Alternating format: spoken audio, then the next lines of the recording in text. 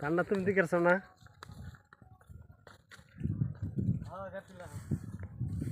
কি জানে এটা বঙ্গবন্ধু কয় বিঘা করছ 5 বিঘা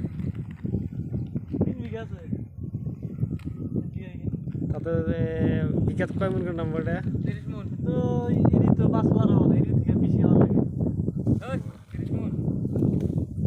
মোটামুটি 25 হবে আর কি ঠিক আছে